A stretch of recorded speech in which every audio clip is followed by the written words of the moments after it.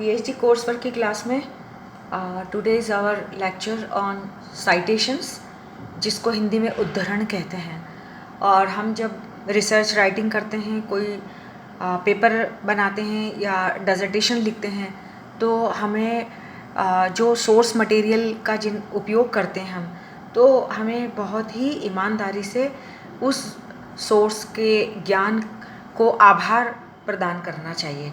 और इस प्रकार से जब हम किसी सोर्स को वी एक्नॉलेज, जिन्हें आभार हम प्रदान करते हैं, तो उसी को हम साइटेशन कहते हैं या फिर उद्धृत करना कहते हैं। So a bibliographic citation, we can say it is the bibliographic citation. It is a reference to a book, article, web page or other published item.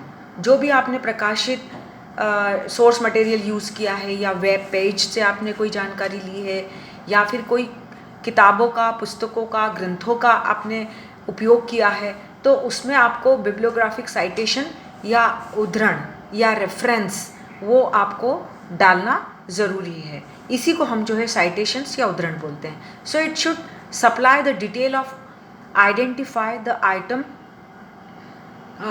इसका तात्पर्य ये हुआ कि साइटेशंस जो है वो पूरा आपने सोर्स किस प्रकार से उपयोग किया है उसकी पूरी जानकारी, पूरा डिटेल उसका रहता है।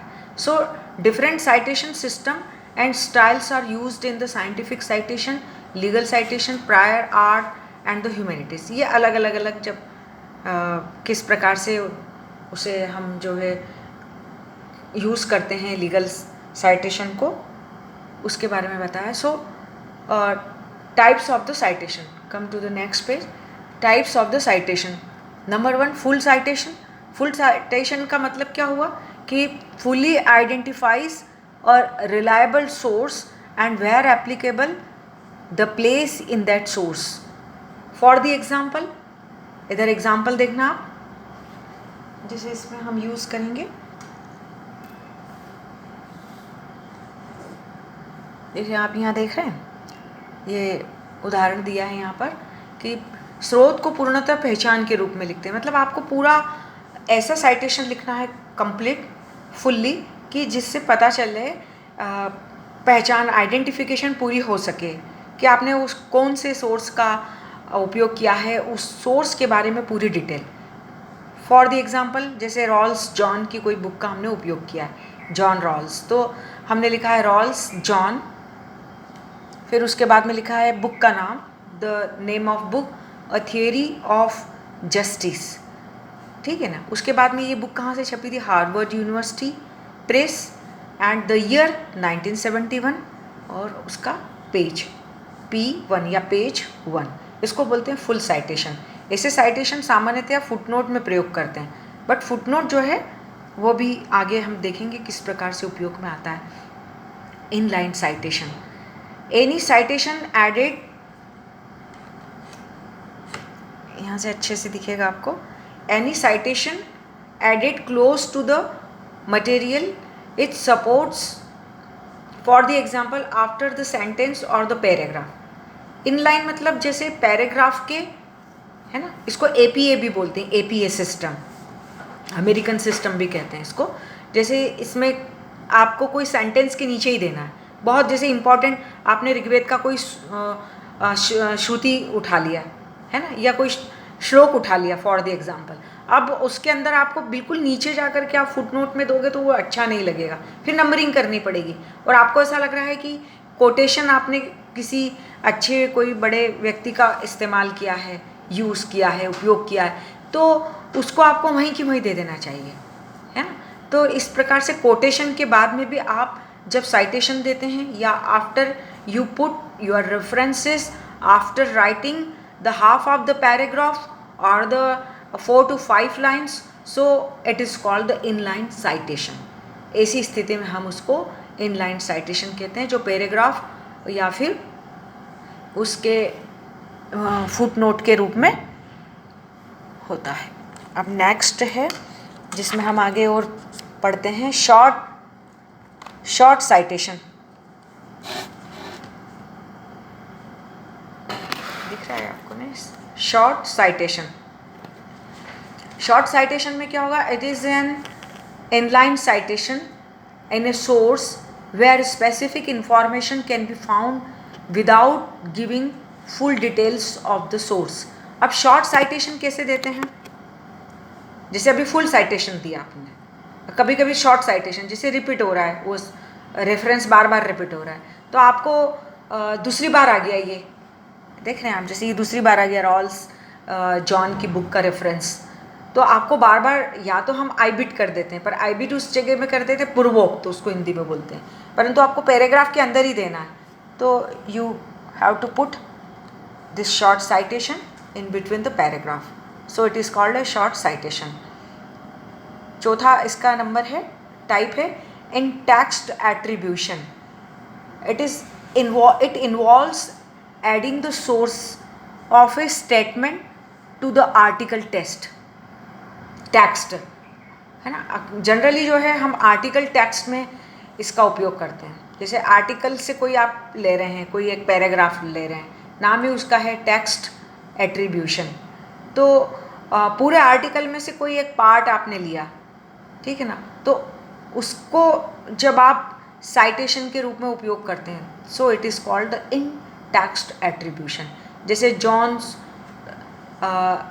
जो रॉल्स से argues that to reach fair, जो भी आपने आर्टिकल लिखा है, मतलब किसी ने आर्टिकल लिखा है, तो उसका एक जो छोटा सा हिस्सा आप यूज़ करते हैं, तो उसको हम बोलते हैं in text attribution. Come to the another page. General references that support content but it not link to any particular piece of material in the article. अभी आगे और बताऊंगी। जनरल रेफरेंसेस, जैसे जनरल रेफरेंसेस रहते हैं, इसमें कोई अलग से कोई ऐसा नहीं रहता, आप कभी भी इसको साइटेशन यूज़ कर सकते हो।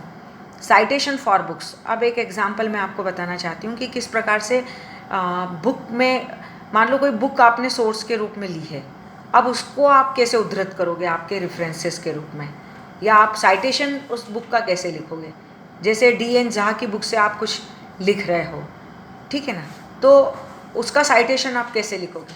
तो ये तो मालूम है आपको, नेम ऑफ द ऑथर, सबसे पहले अपन नेम ऑफ द ऑथर लिखते हैं। वो एक प्रैक्टिस जब मैं पढ़ा दूँ उसके बाद में एक प्रैक्टिस करके आप लोग इसको दिखाना, और फिर ग्रुप में ही मुझे भेजना कि आपने किस तरह से प्रैक्टिस की है।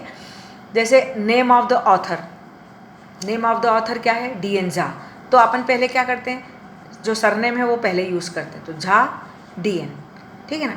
टाइटल ऑफ द बुक, तो टाइटल ऑफ बुक जो है एक अच्छा पैटर्न ये होता है कि इटालिक में लिखो आप, इटालिक जो फ़ॉन्ट होता है उसमें लिखो आप, है ना। जैसे मान लो कि भारत का इतिहास या हिस्ट्री ऑफ द इंडिया, तो आपको जो ये बुक का टाइटल है वो आप इटालिक्स में हिस्ट्री ऑफ इंडिया आपने लिख दिया, फिर उसके बाद में कॉमा सब में लगाना, फिर आगे कॉमा लगा के translated title of book in square brackets after the title if not in English. वो यदि दोनों लैंग्वेज में है तो आप उसको, यदि अनुवादित है तो इस प्रकार से आप उसको स्क्वायर में करके कर सकते हैं, बट नहीं है तो जनरली नहीं होती हैं वो। फोर्थ है वॉल्यूम व्हेन अप्रोप्रिएट, जैसे कौन सा इसका वॉल्यूम है, फर्स्ट वॉल्यूम, सेकंड वॉल्यूम, कौन सा संस्करण है, एडिशन। नेम ऑफ पब्लिशर, मान लो कि आपको शारदा पब्लिकेशन है, ठीक है ना, तो आपने उसके आगे कॉमा लगा के शारदा पब्लिकेशन लिख दिया, उसके बाद में फिर कॉमा लगाया, नेक्स्ट आया city of publication new Delhi. जैसे शारदा पब्लिकेशन कहाँ है, दिल्ली का है, तो आपने कॉमा लगा के DELHI लिख दिया, फिर कॉमा लगा के ईयर ऑफ द पब्लिकेशन, उस बुक का, उस वॉल्यूम का जो पब्लिकेशन ईयर है, you should write there. Original year of publication, है ना। कई बार जो है पुराने, बहुत पुराने जो प्राइमरी सोर्सेस रहते हैं, लेकिन वो वापस से फिर जो है वो पब्लिश होते हैं, यदि कस्टमर की डिमांड रहती है, रिसर्च स्कॉलर्स की डिमांड होती है, तो original year of the publication, जैसे मोतीलाल बनारसी दास, है ना, in square brackets for the example. जैसे 2018 लिखा है, तो ये तो बहुत पुराने समय में मतलब ये अभी पब्लिकेशन हुआ है इसका, जो बुक से आप लिख रहे हैं 2018, है ना, वो न्यू पब्लिकेशन है। लेकिन बहुत पहले मोतीलाल बनारसी दास, उस समय में ये जो है हो सकता है 1982 में भी पब्लिश हो चुकी है ये। तो ब्रैकेट में आपको ओरिजिनल पब्लिकेशन लिखना है। ये लिखा है ना यहाँ जैसे 1982, chapter, the page number, cited if appropriate, and edition if not the first edition। इसके बाद का जो है मैं आपको बाद में बताऊंगी। Thank you.